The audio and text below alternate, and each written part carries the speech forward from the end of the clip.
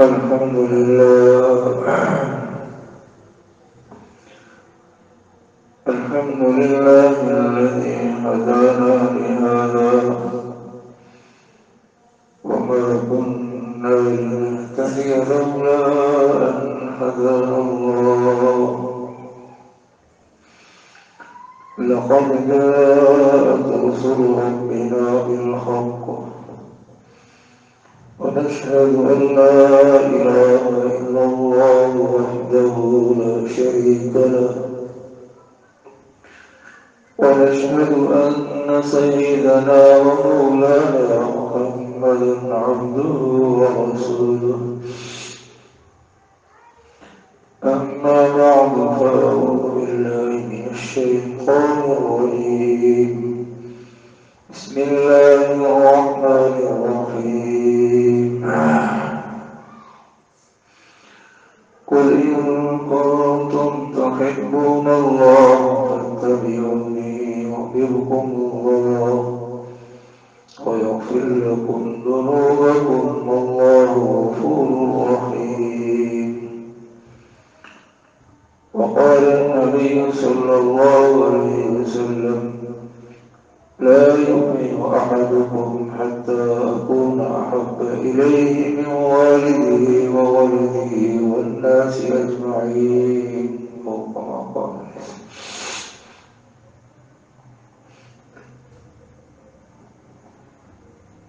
میرے محترم بھائیو اور دوستو،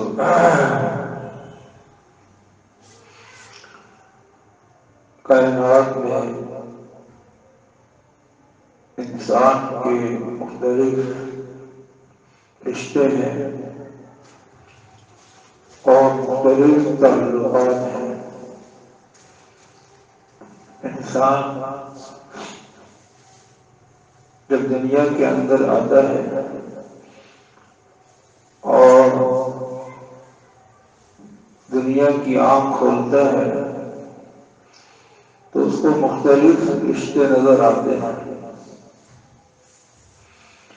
اور مختلف تعلقات نظر آتے ہیں۔ ان رشتوں کے اپنے تقاضے نظر آتے ہیں اور ان کی محبتیں نظر آتی ہیں۔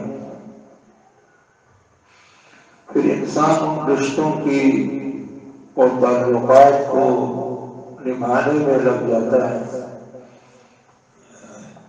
ماں باپ کا رشتہ ہے اور رشتے داروں کے رشتے ہیں، چچاؤں کے رشتے ہیں، خالاؤں کے رشتے ہیں، بھائیوں کے رشتے ہیں اور بہنوں کے رشتے ہیں۔ مختلف رشتوں کو نبھانے میں انسان زندگی گزار دیتا ہے اور میاں بیوی کے رشتے ہیں، اولاد کے حقوق ہیں، ان کو ذمہ داریاں جن کی بڑھتی رہتی ہیں تو انسان ان رشتوں کو نبھانے میں اور ان کے حقوق ادا کرنے میں زندگی گزار دیتا ہے۔ لیکن یہ فیصلہ کرنا اصل ہے کہ ان تمام رشتوں کے اندر سب سے بڑا رشتہ کون سا ہے اور سب سے بڑا تعلق کون سا ہے اور سب سے بڑی محبت کس کی ہے۔ یہ انسان کے لیے فیصلہ کرنا دنیاوی سوچ کے اعتبار سے اور دنیاوی علم کے اعتبار سے یہ فیصلہ کرنا بہت مشکل ہے۔ وحی کے علم سے اور آسمانی علم سے اور انبیاء کے بتائے ہوئے علم سے انسانوں کو اس بات کا پتہ چلتا ہے کہ کون سا رشتہ کتنا اہم ہے اور کون کون سا تعلق کتنا اہم ہے اور ان سب سے بڑھ کر کس کا رشتہ اصل ہے، تو وحی کے علم سے یہ بات پتہ چلتی ہے کہ اللہ اور اس کے رسول کا جو تعلق ہے اور محبت ہے وہ ان تمام رشتوں سے سب سے بڑی بھی ہے، ان تمام تعلقات سے بڑی بھی ہے اور ان تمام محبتوں سے بڑی بھی ہے۔ حضرت محمد صلی اللہ علیہ وسلم کی محبت مخلوقات کے اندر سب سے افضل، سب سے اکرم اور سب سے اعظم رشتہ جو ہے ایک بندے کا اور ایک امتی کا، وہ حضرت محمد صلی اللہ علیہ وسلم سے رشتہ ہے۔ آپ علیہ السلام نے فرمایا لا يؤمن احدكم حتى اكون احب اليه من والده وولده والناس اجمعین، تم میں سے کوئی مومن نہیں ہو سکتا جب تک اس کو میں محبوب نہ ہو جاؤں، اپنے والد سے، اس کی اولاد سے اور ساری انسانیت سے زیادہ میں محبوب نہ ہو جاؤں، تم ایمان کے رشتے کے اندر کامل نہیں ہو سکتے۔ تو اس سے پتہ چلا کہ تمام رشتے ایک عارضی ہیں اور ایک حقوق کی ادائیگی کے لیے۔ ماں باپ کا رشتہ ہے، قرآن اس کا خود حکم کرتا ہے کہ ان کے ساتھ نیکی کا برتاؤ کرو۔ وَقَضَىٰ رَبُّكَ أَلَّا تَعْبُدُوا إِلَّا إِيَّاهُ وَبِالْوَالِدَيْنِ إِحْسَانًا، والدین کے ساتھ تم نیکی کا برتاؤ کرو۔ اللہ نے اپنی عبادت کے بعد فوراً اس بات کا حکم دیا، وَبِالْوَالِدَيْنِ إِحْسَانًا۔ اسی طرح اور رشتوں کا بھی حکم دیا، وَبِذِي الْقُرْبَىٰ وَالْيَتَامَىٰ وَالْمَسَاکِینِ، قریبی رشتہ داروں کے ساتھ، یتامہ کے ساتھ، مساکین کے ساتھ حسن سلوک کرو۔ قرآن اس کا حکم کرتا ہے، اور قرآن جو ہے رشتوں کو نبھانے کا حکم دیتا ہے۔ قطع رحمی اور قطع تعلقات کو حرام قرار دیا گیا، خاندانی رشتوں کو ختم کرنے کو حرام قرار دے دیا، لیکن اس سب کے اندر اس بات کو پہچاننا اور اس کے حق کو پہچاننا کہ بھئی سب سے بڑھ کر رشتہ کس کا ہے، وہ حضرت محمد صلی اللہ علیہ وسلم کا رشتہ ہے۔ ان کے احسانات اس امتی کے اوپر سب سے زیادہ ہیں، اور وہ احسانات آج دنیا کی نگاہ سے وہ نظر نہیں آتے، وہ ایمان کی نگاہ سے نظر آتے ہیں، وہ آسمانی علم کے نگاہ سے وہ احسانات نظر آتے ہیں، دنیاوی نگاہ سے، دنیاوی سوچوں سے وہ چیز نظر ہی نہیں آتی کہ حضرت محمد صلی اللہ علیہ وسلم کے احسانات اس امتی کے اوپر کتنے زیادہ ہیں۔ آپ علیہ السلام نے ایک ہی حج فرمایا، حجۃ الوداع، تو آپ علیہ السلام نے عرفات کے اندر آپ نے ظہر کی نماز اول وقت میں پڑھی، ظہر اور عصر دو نمازیں اکٹھی پڑھی، اور اس کے بعد آپ دعا کے اندر مشغول ہو گئے، اور عرفات کے اندر یہی وقوف ہوتا ہے، وقوف عرفہ، کہ ظہر کے بعد مغرب تک عبادت اور دعا کے اندر لوگ مشغول رہتے ہیں، تو آپ علیہ السلام بھی اس میں مشغول رہے، یہاں تک کہ آپ علیہ السلام مغرب تک یہ دعا مانگتے ہیں۔ 5 گھنٹے بنتے ہیں، 5-6 گھنٹے کہ آپ علیہ السلام امتی کے لیے دعائیں مانگتے ہیں۔ اور امتی کے اندر بھی کون سے امتی؟ جو آپ کے ساتھ کھڑے ہیں، ان کے لیے نئی دعا کی، ان کے تو سب وعدے اللہ تعالیٰ نے کر دی، وَكُلًّا وَعَدَ اللَّهُ الْحُسْنَىٰ، اللہ نے سب سے بخشش کا وعدہ کر دیا۔ تو پھر کون سے وہ امتی ہیں کہ جن کے لیے اتنی لمبی دعا ہوئی ہے؟ وہ قیامت تک آنے والے امتی ہیں، ان کے لیے اتنی لمبی دعا ہوئی جس میں چور بھی ہیں، زانی بھی ہیں، شرابی بھی ہیں، ظالم بھی ہیں، ان کے لیے آپ علیہ السلام دعا مانگتے ہیں۔ تو سب کی بخشش کی دعائیں قبول ہو گئی، فرمایا کہ ظالم کی دعا ظالم کے بارے میں وہ قبول نہیں۔ تو آپ علیہ السلام وقوف عرفہ کے بعد آپ مزدلفہ تشریف لے گئے، یہ دوسرا وقوف ہے۔ تو وہاں پر آپ علیہ السلام نے دعا مانگی، تو ظالم کے بارے میں وہاں پر دعا قبول ہوئی کہ اللہ تعالیٰ ظالم کی بھی بخشش کر دے گا۔ تو آپ علیہ السلام مسکرائے،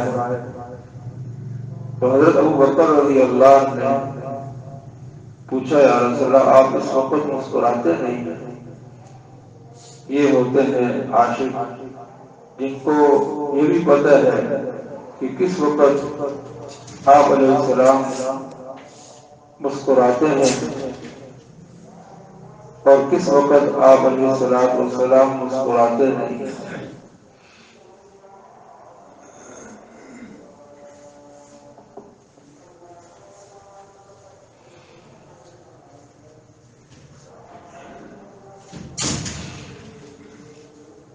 تو حضور علیہ السلام نے فرمایا کہ میں نے اللہ تعالیٰ سے دعا مانگی تھی کہ ظالم کی بخشش ہو جائے، تو اللہ تعالیٰ نے وہ دعا قبول کی۔ تو شیطان کو دیکھا کہ وہ واویلا کر رہا ہے اور رو رہا ہے کہ میری ساری محنت پہ پانی پھر گیا، جب اس امت کا ظالم بھی ایک وقت جنت میں چلا جائے گا اور اس کی بخشش ہو جائے گی۔ تو آپ علیہ السلام اس شیطان کے واویلے کو دیکھ کر مسکرائے۔ تو کتنے بڑے احسانات ہیں آپ علیہ السلام کے، کہ کتنی دیر دعا مانگی ہے، کہ آج کل ماں باپ بھی اتنی دیر اولاد کے لیے دعا نہیں مانگتے، یہاں تک کہ حج کے موقع پہ بھی نہیں مانگتے۔ اتنی لمبی دعا ایک نبی ہی امتی کے لیے مانگ سکتا ہے، جس کے اندر امت کا غم ہو، شفقت ہو، محبت ہو، وہی اتنی لمبی دعا مانگ سکتا ہے، اور کوئی دعا نہیں مانگتا۔ آج تک کسی رشتے کو نہیں دیکھا کہ اتنی لمبی دعا کسی نے مانگی۔ تو یہ آپ علیہ السلام کا امتی کے ساتھ جو ہے تعلق ہے۔ لَقَدْ جَاءَكُمْ رَسُولٌ مِّنْ أَنفُسِكُمْ عَزِيزٌ عَلَيْهِ مَا عَنِتُّمْ حَرِيصٌ عَلَيْكُمْ بِالْمُؤْمِنِينَ رَءُوفٌ رَحِيمٌ۔ یہ ایسے نبی تمہارے پاس تشریف لائے ہیں جو تمہارے ہی اندر سے ہیں، قریشی ہیں، ہاشمی ہیں، تمہارے ہی خاندان سے ہیں۔ عزیز علیہ ما عنتم، جو تم پہ تکلیف ہوتی ہے وہ تکلیف نبی پر بڑی گراں ہوتی ہے، بہت محسوس ہوتی ہے۔ تمہیں تکلیف میں وہ برداشت نہیں کر سکتے۔ عزیز علیہ ما عنتم حریص علیکم، اور وہ تمہیں خیر پہنچانے میں اور ہدایت پہنچانے میں وہ تمہیں حریص ہے، حریص ہے۔ لعلک باخع نفسک الا یکونوا مؤمنین، اے نبی جی آپ اپنے آپ کو گھون گھون کر مار دیں گے کہ یہ لوگ ایمان نہیں لاتے؟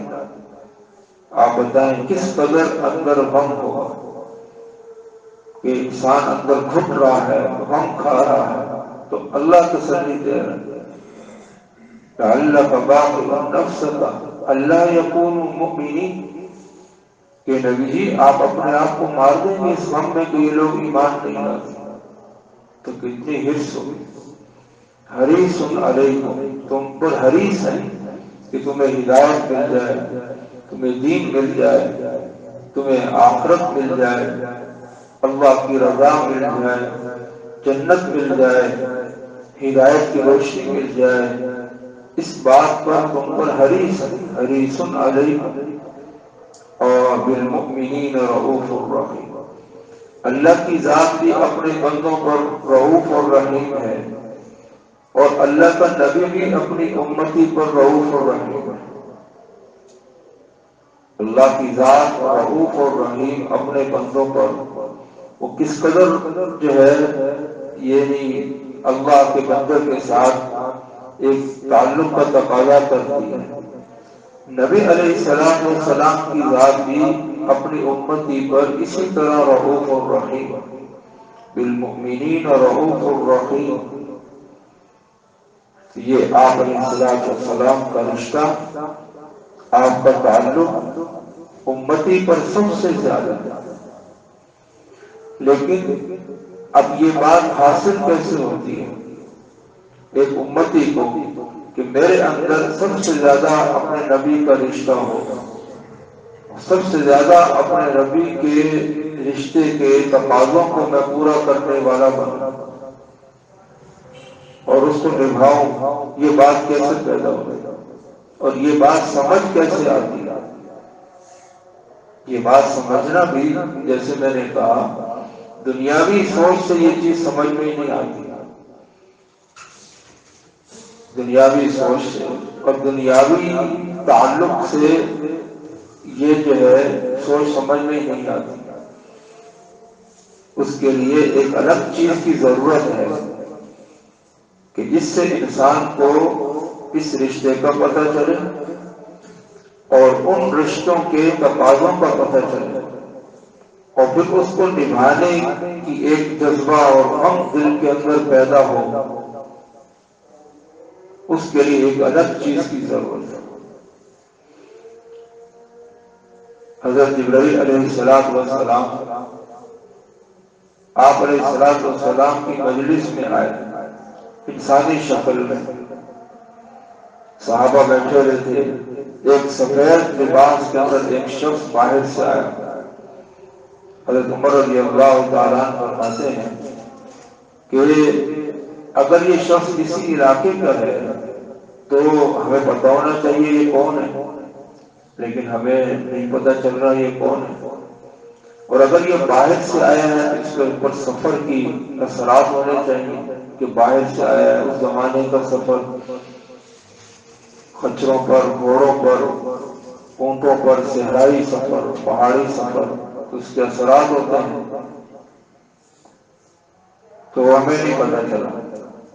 اور وہ آپ علیہ السلام کے بالکل قریب آ کر بیٹھ گئے، فَأَسْنَدَ رُكْبَتَيْهِ إِلَىٰ رُكْبَتَيْهِ، اور اپنے گھٹنوں کو آپ علیہ السلام کے گھٹنوں کے ساتھ ملا دیا، دوزانوں بیٹھے، دوزانوں بیٹھے اور گھٹنوں کو گھٹنوں کے ساتھ ملا دیا،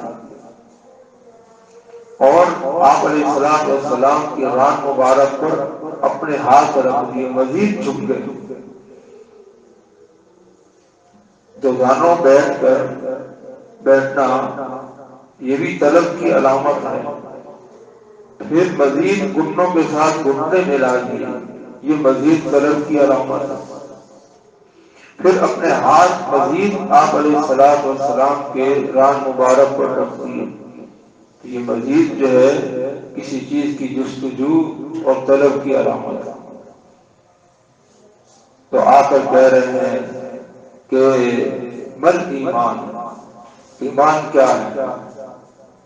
مل احسان، احسان کیا ہے؟ اسلام کیا ہے؟ ایمان، احسان، اسلام اور مدرسہ قیامت کب قائم ہوگی، یہ سوالات کر رہے ہیں. آپ علیہ الصلوۃ والسلام اس کے جوابات دے رہے ہیں اور پھر ساتھ ساتھ کہہ رہے ہیں صدقتا، آپ نے سچ فرمایا، آپ نے سچ فرمایا. تو حضرت جبرائیل علیہ السلام کے سوالات کر کر اٹھ کے چلے گئے. تو آپ صلی اللہ علیہ وسلم نے فرمایا کہ یہ جبرائیل تھے، اتاکم یعلمکم دینکم، یہ آئے تھے اور تمہیں سکھانے کے لیے کہ دین سیکھنے کا یہ طریقہ ہوتا ہے، دین سیکھنے کا یہ طریقہ ہوتا ہے، اللہ اور اس کے رسول کے رشتوں کو سیکھنے کا یہ طریقہ ہوتا ہے. فَأَسْنَدَ رُكْبَتَيْهِ إِلَىٰ رُكْبَتَيْهِ، گھٹنوں کے ساتھ گھٹنوں، سفید لباس، سفید صاف ستھرائی، صفائی ستھرائی، پاکیزگی. الطہور شطر الایمان، طہارت جو ہے وہ ایمان کا حصہ ہے، نصف ایمان ہے طہارت. گندگی کا ایمان کے ساتھ کوئی تعلق نہ، باقی گندگی چاہے گھر کے اندر کی ہو اور جسم کی ہو، گلی محلوں کی ہو، یہ ایمان والوں کو زیب نہیں دیتی، ایمان والوں کو زیب نہیں دیتی. صفائی ستھرائی، مومن ہمیشہ پاک رہتا ہے، کافر نجس رہتا ہے. انما المشرکون نجس، کافر جو ہے وہ ہے ہی نجس، اور جتنا بھی صاف ستھرا ہو جائے وہ نجس ہے، کیونکہ اس کے اندر کفر کی نجاست ہے. مومن جو ہے وہ پاک رہتا ہے، وہ ہر وقت وہ بے وضو رہتا ہی نہیں، وہ بے وضو نہیں. لا يحافظ الوضوء الا مؤمن، وضو کی محافظت نہیں کرتا مگر مومن. مومن جو ہے وہ ہمیشہ باوضو رہنے کی کوشش رکھتا ہے، باوضو رہنے کی کوشش کرتا ہے. کسی کو آج کے قوم میں نماز پڑھ لو، کہتا جی میں پاک ہی نہیں. اب اکثر دیکھیں گے جو نماز نہیں پڑھتے ان کے منہ سے یہ الفاظ آپ سنیں، کہتا جی میں پاک ہی نہیں، میرے کپڑے ہی پاک نہیں، کیونکہ ان کو نماز سے واسطہ نہیں ہے تو پاکی سے بھی واسطہ نہیں ہے. اور نماز کو بھی احادیث کے اندر، قرآن کے اندر ایمان کہا گیا. وما كان الله ليضيع ایمانکم، اللہ تمہارے ایمان کو ضائع نہیں کرے گا، یعنی نماز کو ضائع نہیں کرے گا. جو آپ نے بیت المقدس رخ کر کے نمازیں پڑھی، ان نمازوں کو اللہ ضائع نہیں کرے گا، ان کا بھی اجر دے گا. تو نماز کو بھی ایمان کہا گیا، نماز کو ایمان کہا گیا. تو طہارت جو ہے وہ اس کا ایمان کے ساتھ گہرا تعلق ہے. تو لہذا سفید لباس میں آئے، پاکیزگی میں آئے، اور پھر دوزانوں ہو کر بیٹھے، اور پھر مزید طلب ظاہر کی، اور پھر سوالات کی، اور پھر ان کی تصدیق کی، اعتراضات نہیں کیے. اچھا جی آپ نے یوں فرمایا تو ایمان تو یوں بھی ہو سکتا ہے، آپ نے یوں فرمایا اور اسلام تو یوں بھی ہو سکتا ہے. اعتراضات نہیں، صدق کا، آپ نے صحیح فرمایا، آپ نے سچ فرمایا. حالانکہ آپ نے ہی ایمان اور اسلام کی دوسری تعبیریں دوسری حدیثوں میں بتائی، لیکن یہاں جو کچھ فرمایا جبرائیل علیہ السلام اس کی تصدیق کرتے رہے، اور پھر جو ہے اٹھ کر چلے گئے. تو بتایا کہ اللہ اس کے رسول کا تعلق اگر حاصل کرنا ہے تو پھر یہ انداز ہوگا، دین حاصل کرنا ہے تو یہ انداز ہوگا. اس کا انداز یہ نہیں ہے چوکڑ پہ چوکڑا مار کے بیٹھنا، اعتراض پہ اعتراض کرتے رہنا، بڑائی اپنی دکھاتے رہنا، یہ دین سیکھنے کا انداز نہیں، یہ دین سیکھنے کا یہ انداز نہیں ہے، یہ کہیں بھی نہیں ملتا یہ انداز یہ دین سیکھنے کا جو آج کل بعض لوگوں نے اپنایا ہوا ہے۔ جس کو 4 پیسے مل گئے اس نے اسٹائل بدل لیا، جس کی جائیدادیں بڑھ گئی اس نے یہ اسٹائل بدل لیا، جس کو کوئی عہدہ مل گیا اس نے اسٹائل بدل لیا، لہذا جب ریٹائرمنٹ ہوتے ہیں تو پھر سارے اسٹائل ختم ہو جاتے ہیں، پھر بچے بھی جو ہے وہ دھکے مارتے ہوئے نظر آتے ہیں۔ تو یہ چیز نہیں ہے، دین سیکھنا ہے اس کا انداز اور ہوتا ہے۔ وَعِبَادُ الرَّحْمَنِ الَّذِينَ يَمْشُونَ عَلَى الْأَرْضِ هَوْنًا، اللہ کے خاص بندے تو ویسے ہی زمین پر بڑی عاجزی سے رہتے ہیں، پھر دین سیکھنا ہو تو اور عاجزی ہوتی ہے۔ تو آج جو اس رشتے کے اوپر زد پڑ رہی ہے، ضرب پڑ رہی ہے، وہ اس وجہ سے پڑ رہی ہے کہ وہ انداز ہی نہیں ہے کہ جس سے اللہ اور اس کے رسول کا تعلق حاصل ہو جائے، وہ انداز ہی نہیں۔ صحابہ نے کیسے سیکھا؟ حضرت عبداللہ بن عباس رضی اللہ تعالیٰ بچے تھے، انہوں نے دیکھا کہ آپ علیہ السلام جو ہے وہ رات کو کیا اعمال کرتے ہیں، تو انہوں نے رات جو ہے وہ اپنے جو ہے حضور علیہ السلام کے گھر پہ گزاری، حالانکہ بچے تھے، رات سوئے، آپ علیہ السلام اٹھے، انہوں نے دیکھا کیسے اٹھے، آپ علیہ السلام نے دعائیں پڑھی، انہوں نے وہ دعائیں یاد کی، آپ علیہ السلام نے وضو فرمایا، استنجا فرمایا، وضو فرمایا، یہاں تک کہ وضو کے اندر جو آپ علیہ السلام نے مسواک استعمال کیا اور اس مسواک کی جو آواز آئی قح قح، وہ آواز جو ہے حضرت عبداللہ بن عباس نے نقل کر دی کہ حضور کی مسواک کرتے وقت گلے سے یہ آواز آئی، اور پھر آپ نے خود وضو کیا اور آپ علیہ السلام کے ساتھ کھڑے ہو گئے۔ اب امام ہو تو مقتدی ایک ہو، مقتدی دائیں طرف کھڑا ہوتا ہے، وہ بائیں طرف کھڑے ہو گئے، آپ علیہ السلام نے ایسے ہاتھ سے ان کے کان کو پکڑا اور ایسے گھما کے اپنے دائیں طرف کھڑا کر، پھر دیکھا کہ کتنی رکعتیں پڑی ہیں آپ علیہ السلام نے۔ اب یہ ہے دین سیکھنے کا انداز کہ آپ کے رات کو کیا کرتے ہیں، کیا اعمال کرتے ہیں، باقاعدہ رات گزاری جا کر، کہتے ہیں نا بستر ڈال دیا، جا کر بستر ڈال دیا اور جا کر دیکھا کہ نبی رات کیسے گزارے۔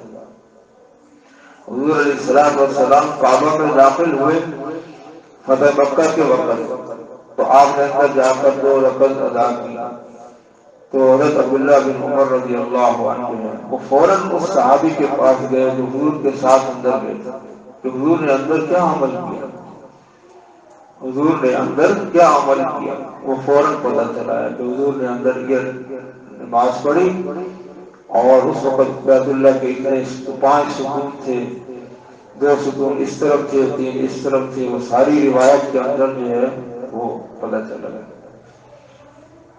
تو میرے بھائی دوستو، آج یہ تعلق جو ختم ہو رہا ہے وہ اس وجہ سے ہو رہا ہے کہ ہمارا وہ انداز ہی نہیں ہے کہ جس سے ہمیں اللہ اور اس کے رسول کا تعلق ملے۔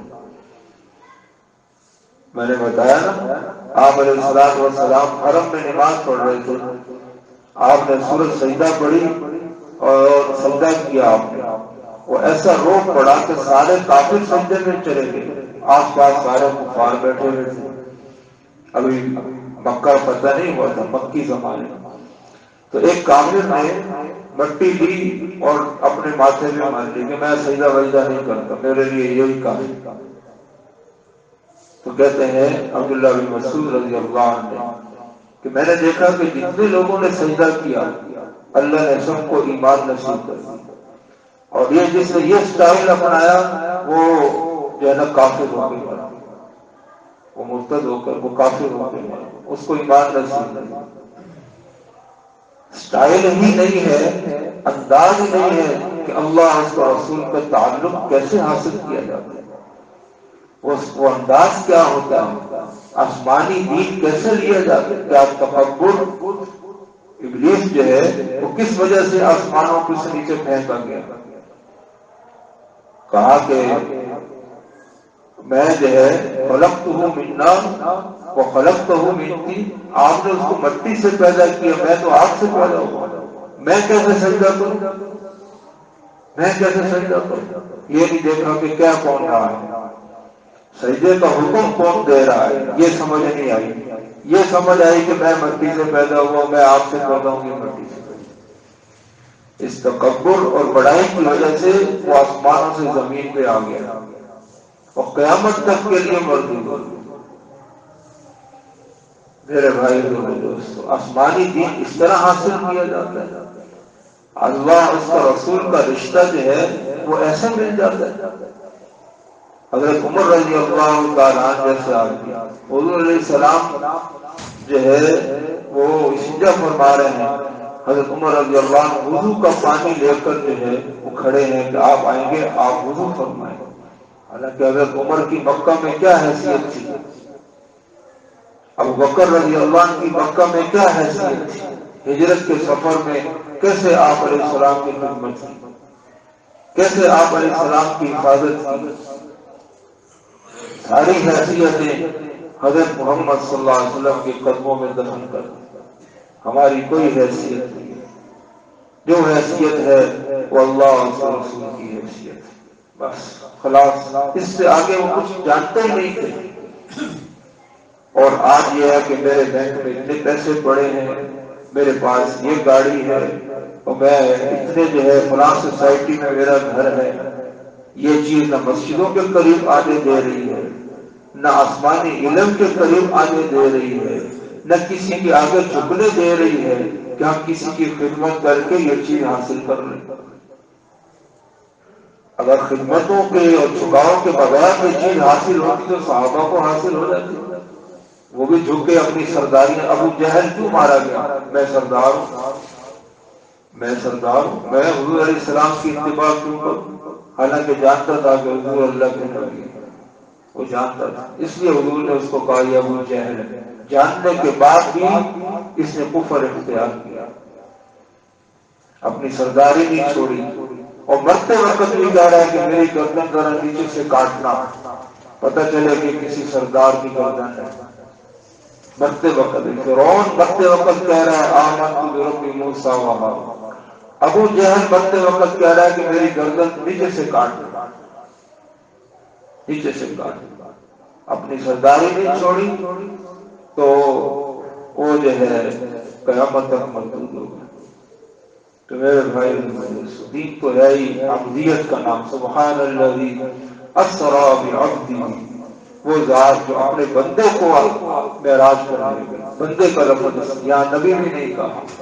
عبدیت سب سے بڑا مقام ہے، نبوت عبدیت کا بڑا درجہ ہے، اور عبدیت سب سے بڑا مقام ہے۔ اللہ بندے سے عبدیت چاہتا ہے، بندہ بندہ بن کر رہے، بڑائی تو صرف اللہ کی ذات کو سجتی ہے۔ وَلَهُ الْكِبْرِيَاءُ وَلَهُ الْكِبْرِيَاءُ فِي السَّمَاوَاتِ وَفِي الْأَرْضِ، وہی بڑا ہے آسمان میں، کوئی اور بڑا نہیں۔